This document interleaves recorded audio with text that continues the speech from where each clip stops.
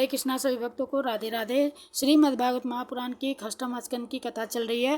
तो आज की कथा है श्री नारद जी के उपदेश से दक्ष पुत्रों की विरक्ति तथा नारद जी को दक्ष का शाप। तो पहले भगवान नाम संकीर्तन कर ले। श्री कृष्ण गोविंद हरे मुरारे, हे नाथ नारायण वासुदेव।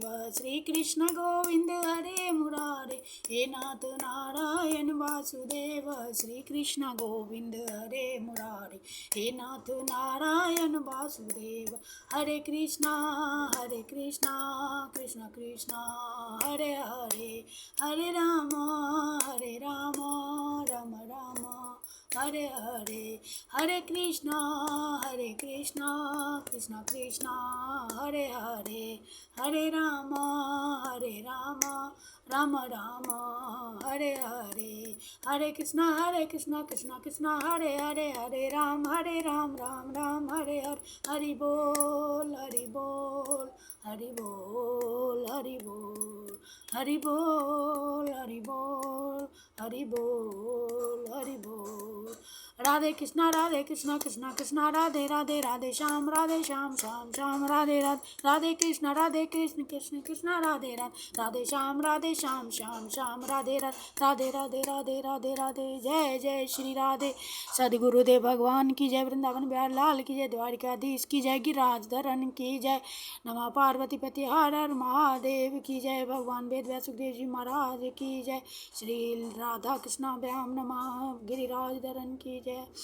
भगवान वेद व्यास सुखदेव जी महाराज की जय। जय जय श्री राधे, जय जय श्री राधे, जय जय श्री राधे श्याम। हे कृष्ण करुणा सिंधु दीन बंधु जगत पते, गोपेश गोपिका कांत राधा कांत नमस्तुते। बोलिए सदगुरुदेव भगवान की जय, वृंदावन बिहारी लाल श्रीमद् भागवत भगवान की जय, सुखदेव जी महाराज की जय। अथ पंचमो अध्याय। श्री नारद जी के उपदेश से दक्ष पुत्रों की विरक्ति तथा नारद जी को दक्ष का शाप। श्री सुखदेव जी कहते हैं, परीक्षित, भगवान के शक्ति संचार से दक्ष प्रजापति परम समर्थ हो गए थे। उन्होंने पंच जन की पुत्री असिक्री से हर्यश्व नाम के 10,000 पुत्र उत्पन्न किए। राजन दक्ष के ये सभी पुत्र एक आचरण और एक स्वभाव के थे। जब उनके पिता दक्ष ने उन्हें संतान उत्पन्न करने की आज्ञा दी, तब वे तपस्या करने के विचार से पश्चिम दिशा की ओर गए। पश्चिम दिशा में सिंधु नदी और समुद्र के संगम पर नारायण सर नाम का एक महान तीर्थ है। बड़े बड़े मुनि और सिद्ध पुरुष वहाँ निवास करते हैं। नारायण सर में स्नान करते ही हर्यश्वों के अंतःकरण शुद्ध हो गए। उनकी बुद्धि भागवत धर्म में लग गई। फिर भी अपने पिता दक्ष की आज्ञा से बंधे होने के कारण वे उग्र तपस्या ही करते रहे। जब देवर्षि नारद ने देखा कि भागवत धर्म में रुचि होने पर भी ये प्रजा वृद्धि के लिए ही तत्पर हैं, तब उन्होंने उनके पास आकर कहा, अरे हर्यश्वो, तुम प्रजापति हो तो क्या हुआ? वास्तव में तो तुम लोग मूर्ख ही हो। बतलाओ तो, जब तुम लोगों ने पृथ्वी का अंत ही नहीं देखा तब सृष्टि कैसे करोगे? बड़े खेद की बात है। देखो, एक ऐसा देश है जिसमें एक ही पुरुष है, एक ऐसा बिल है जिससे बाहर निकलने का रास्ता ही नहीं है, एक ऐसी स्त्री है जो बहुरूपिणी है, एक ऐसा पुरुष है जो व्यभिचारिणी का पति है, एक ऐसी नदी है जो आगे पीछे दोनों ओर बहती है, एक ऐसा विचित्र घर है जो 25 पदार्थों से बना है, एक ऐसा हंस है जिसकी कहानी बड़ी विचित्र है, एक ऐसा चक्र है जो छुरे एवं वज्र से बना हुआ है और अपने आप घूमता रहता है। मूर्ख हर्यश्वो, जब तक तुम लोग अपने सर्वज्ञ पिता के उचित आदेश को समझ नहीं लोगे और इन उपर्युक्त वस्तुओं को देख नहीं लोगे, तब तक उनके आज्ञानुसार सृष्टि कैसे कर सकोगे? श्री सुखदेव जी कहते हैं, परीक्षित हर्यश्व जन्म से ही बड़े बुद्धिमान थे। वे देवर्षि नारद की यह पहेली, ये गूढ़ वचन सुनकर अपनी बुद्धि से स्वयं ही विचार करने लगे। देवर्षि नारद का कहना तो सच है। यह लिंग शरीर ही, जिसे साधारणतः जीव कहते हैं, पृथ्वी है, और यही आत्मा का अनादि बंधन है। इसका अंत यानी विनाश देखे बिना मोक्ष के अनुपयोगी कर्मों में लगे रहने से क्या लाभ है। सचमुच ईश्वर एक ही है। वह जागृत आदि तीनों अवस्थाओं और उनके अभिमानियों की से भिन्न उनका साक्षी तूर्य है। वही सबका आश्रय है, परंतु उसका आश्रय कोई नहीं है। वही भगवान है। उस प्रकृति आदि से अतीत नित्य मुक्त परमात्मा को देखे बिना भगवान के प्रति समर्पित कर्मों से जीव को क्या लाभ है।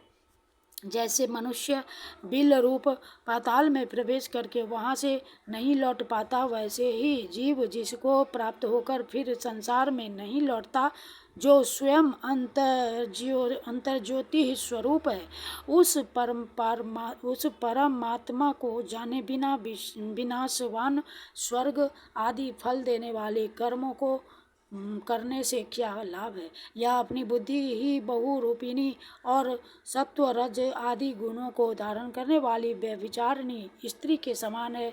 इस जीवन में इसका अंत जाने बिना, विवेक प्राप्त किए बिना शांति को अधिकाधिक बढ़ाने वाले कर्म करने का प्रयोजन ही क्या है। यह बुद्धि ही उल्टा स्त्री के समान है।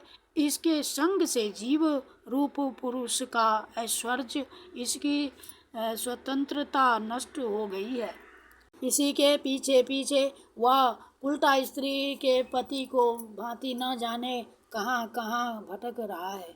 इसकी विभिन्न गतियों चालों को जाने बिना ही विवेक रहित कर्मों से क्या सिद्धि मिलेगी। माया ही दोनों और बहने वाली नदी है। यह सृष्टि भी करती है और प्रलय भी। जो लोग इससे निकलने के लिए तपस्या, विद्या आदि तट का सहारा लेने लगते हैं, उन्हें रोकने के लिए क्रोध, अहंकार आदि के रूप में वह और भी वेग से बहने लगती है। जो पुरुष उसके वेग से विवश एवं अनभिज्ञ हैं, वह मायिक कर्मों से क्या लाभ उठाएगा। ये 25 तत्व ही एक अद्भुत घर है। पुरुष उनका आश्चर्यमय आश्रय है। वही समस्त कार्य कारणात्मक जगत का अधिष्ठाता है। यह बात न जानकर सच्चा स्वातंत्र्य प्राप्त किए बिना झूठी स्वतंत्रता से किए जाने वाले कर्म व्यर्थ ही है। भगवान का स्वरूप बतलाने वाला शास्त्र हंस के समान नीर क्षीर विवेकी है। वह बंध मोक्ष, चेतन और जड़ को अलग अलग करके दिखा देता है। ऐसे अध्यात्म शास्त्र रूप हंस का आश्रय छोड़कर उसे जाने बिना बहिर्मुख बनाने वाले कर्मों से लाभ ही क्या है। यह काल ही एक चक्र है। यह निरंतर घूमता रहता है। इसकी धार छुरे और वज्र के समान तीखी है और यह सारे जगत को अपनी ओर खींच रहा है। इसको रोकने वाला कोई नहीं। यह परम स्वतंत्र है। यह बात न जानकर कर्मों के फल को नित्य समझकर जो लोग सकाम भाव से उनका अनुष्ठान करते हैं, उन्हें उन अनित्य कर्मों से क्या लाभ होगा। शास्त्र ही पिता है, क्योंकि दूसरा जन्म शास्त्र के द्वारा ही होता है और उसका आदेश कर्मों में लगना नहीं, उनसे निवृत्त होना है। इससे जो नहीं जानता वह गुणमय शब्द आदि विषयों पर विश्वास कर लेता है। अब वह कर्मों से निवृत्त होने की आज्ञा का पालन भला कैसे कर सकता है। परीक्षित हर्यश्व ने एक मत से यही निश्चय किया और नारद जी की परिक्रमा करके वे उस मोक्ष पथ के पथिक बन गए। जिस पर चलकर फिर लौटना नहीं पड़ता। इसके बाद देवर्षि नारद स्वर ब्रह्म में संगीत लहरी में अभिव्यक्त हुए। भगवान श्री कृष्ण चंद्र के चरण कमलों में अपने चित्त को अखंड रूप से स्थिर करके लोकांतरों में विचरने लगे। परीक्षित, जब प्रजापति को मालूम हुआ कि मेरे शीलवान पुत्र नारद के उपदेश से कर्तव्यच्युत हो गए हैं, तब वे शोक से व्याकुल हो गए। उन्हें बड़ा पश्चाताप हुआ। सचमुच अच्छी संतान का होना भी शोक का ही कारण है। ब्रह्मा जी ने दक्ष प्रजापति को बड़ी सांत्वना दी। तब उन्होंने पंचजन नंदिनी असिकनी के गर्भ से 1000 पुत्र और उत्पन्न किए। उनका नाम था सबलाश्व। वे भी अपने पिता दक्ष प्रजापति की आज्ञा पाकर प्रजा सृष्टि के उद्देश्य से तप करने के लिए उसी नारायण सरोवर पर गए, जहाँ जाकर उनके बड़े भाइयों ने सिद्धि प्राप्त की थी। सबलाशों ने वहां जाकर उस सरोवर में स्नान किया। स्नान मात्र से ही उनके अंतःकरण के सारे मल धुल गए। अब वे परब्रह्म स्वरूप प्रणव का जप करते हुए महान तपस्या में लग गए। कुछ महीनों तक केवल जल और कुछ महीनों तक केवल हवा पीकर ही उन्होंने हम नमस्कार पूर्वक ओमकार स्वरूप भगवान नारायण का ध्यान करते हैं। वे विशुद्ध चित्त में निवास करते हैं, सबके अंतर्जामी है तथा सर्वव्यापक एवं परमहंस स्वरूप है। इस मंत्र का अभ्यास करते हुए मंत्राधिपति भगवान की आराधना की। परीक्षित, इस प्रकार दक्ष के पुत्र सबलाश्व प्रजा सृष्टि के लिए तपस्या में संलग्न थे। उनके पास भी देवर्षि नारद आए और उन्होंने पहले के समान ही कूट वचन कहे। उन्होंने कहा, दक्ष प्रजापति के पुत्रों, मैं तुम लोगों को जो उपदेश देता हूँ उसे सुनो। तुम लोग तो अपने भाइयों से बड़ा प्रेम करते हो, इसलिए उनके मार्ग का अनुसंधान करो। जो धर्मज्ञ भाई अपने बड़े भाइयों के श्रेष्ठ मार्ग का अनुसरण करता है, वही सच्चा भाई है। वह पुण्यवान पुरुष परलोक में मर्दगणों के साथ आनंद भोगता है। परीक्षित, सबलासुओं को इस प्रकार उपदेश देकर देवर्षि नारद वहाँ से चले गए और उन लोगों ने भी अपने भाइयों के मार्ग का ही अनुगमन किया, क्योंकि नारद जी का दर्शन कभी व्यर्थ नहीं जाता। वे उस पथ के पथिक बने जो अंतर्मुखी वृत्ति से प्राप्त होने योग्य, अत्यंत सुंदर और भगवत प्राप्ति के अनुकूल है। वे बीती हुई रात्रियों के समान न तो उस मार्ग से अब तक लौटे हैं और न आगे लौटेंगे ही। दक्ष प्रजापति ने देखा कि आजकल बहुत से अशकुन हो रहे हैं और उनके चित्त में पुत्रों के अनिष्ट की आशंका हो आई। इतने में ही उन्हें मालूम हुआ कि पहले की भांति अब की बार भी नारद जी मेरे पुत्रों को चौपट कर दिया। उन्हें अपने पुत्रों की कर्तव्यच्युति से बड़ा शोक हुआ और वे नारद जी पर बड़े क्रोधित हुए। उनके मिलने पर क्रोध के मारे दक्ष प्रजापति के होठ फड़कने लगे और वे आवेश में भरकर नारद जी से बोले। दक्ष प्रजापति ने कहा, ओ दुष्ट, तुमने झूठ मूठ साधुओं का बाना पहन रखा है। हमारे भोले भाले बालकों को भिक्षुकों का मार्ग दिखाकर तुमने हमारा बड़ा अपकार किया है। अभी उन्होंने ब्रह्मचर्य से ऋषि ऋण, यज्ञ से देव ऋण और पुत्रोत्पत्ति से पितृ ऋण नहीं उतारा था। उन्हें अभी कर्म फल की नश्वरता के संबंध में भी कुछ विचार नहीं था, परंतु पापात्मन, तुमने उनके दोनों लोकों का सुख चौपट कर दिया। सचमुच तुम्हारे हृदय में दया का नाम भी नहीं है। तुम इस प्रकार बच्चों की बुद्धि बिगाड़ते फिरते हो। तुमने भगवान के पार्षदों में रहकर उनकी कीर्ति में कलंक ही लगाया।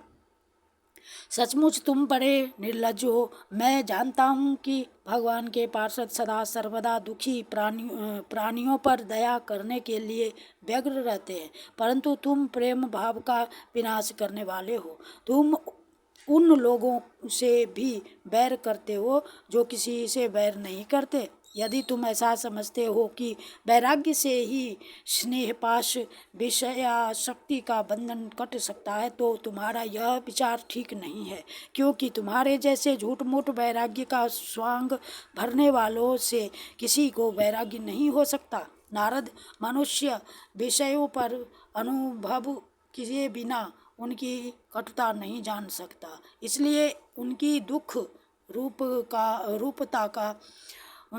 रूपता का अनुभव होने पर स्वयं जैसा वैराग्य होता है वैसा दूसरों के बहकाने से नहीं होता। हम लोग सद्गृहस्थ हैं, अपनी धर्म मर्यादा का पालन करते हैं। एक बार पहले भी तुमने हमारा असह्य अपकार किया था, तब हमने उसे सह लिया। तुम तो हमारी वंश परंपरा का उच्छेद करने पर ही उतारू हो रहे हो। तुमने फिर हमारे साथ वही दुष्टता का व्यवहार किया, इसलिए मूढ़ जाओ, लोकांतरों में भटकते रहो, कहीं भी तुम्हारे लिए ठहरने को ठौर नहीं होगी। श्री सुखदेव जी कहते हैं, परीक्षित, संत शिरोमणि देवर्षि नारद ने बहुत अच्छा कहकर दक्ष का शाप स्वीकार कर लिया। संसार में बस साधुता इसी का नाम है कि बदला लेने की शक्ति रहने पर भी दूसरे का किया हुआ अपकार सह लिया जाए। इति श्रीमद्भगवते महापुराणे परमहंस्यां संहितायां षष्ठस्कन्धे नारद शापो नाम पंचमो अध्यायः। श्री कृष्ण गोविंद हरे मुरारे, हे नाथ नारायण वासुदेव। श्री कृष्ण गोविंद हरे मुरारे, हे नाथ नारायण वासुदेव। हे कृष्ण हरे कृष्ण कृष्ण कृष्ण हरे हरे, हरे राम राम राम हरे हरे, हरे कृष्ण कृष्ण कृष्ण हरे हरे, हरे राम राम राम हरे हरे, हरे कृष्ण कृष्ण कृष्ण हरे हरे, हरे राम राम राम हरे हरे, हरे कृष्ण कृष्ण कृष्ण हरे हरे, हरे राम राम राम हरे। गोविंद बोलो हरि गोपाल बोलो, राधा रमन हरि गोविंद बोलो। गोविंद बोलो हरि गोपाल बोलो, राधा रमन हरि गोविंद बोलो। गोविंद बोलो हरि गोपाल बोलो, राधा रमन हरि गोविंद बोलो। राधे कृष्ण कृष्ण कृष्ण राधे राधे, राधे श्याम श्याम श्याम राधे राधे, राधे कृष्ण कृष्ण कृष्ण राधे राधे, राधे श्याम श्याम श्याम राधे राधे, राधे कृष्ण कृष्ण कृष्ण राधे राधे, राधे श्याम श्याम श्याम राधे राधे, राधे राधे राधे श्याम मिला दे, राधे राधे राधे राधे राधे श्याम मिला दे, राधे राधे श्याम मिला, राधे राधे राधे श्री राधे राधे राधे, जय राधे राधे राधे राधे राधे राधे राधे राधे राधे राधे राधे, जय जय श्री राधे। श्री वृंदावन बिहार लाल की जय, द्वारकाधीश की जय, गिरिराज धरन की जय, श्रीमद् भागवत भगवान की जय। हे कृष्ण करुणा सिंधु दीन बंधु जगत पते गोपेश गोपिका कांत राधा कांत नमस्तुते। कृष्णाय वासुदेवाय हरे परमात्मने प्रणतक्लेशनाशाय गोविंदाय नमो नमः। जय जय श्री राधे, जय जय श्री राधे, जय जय श्री राधे श्याम। बोलिए सद्गुरुदेव भगवान की जय।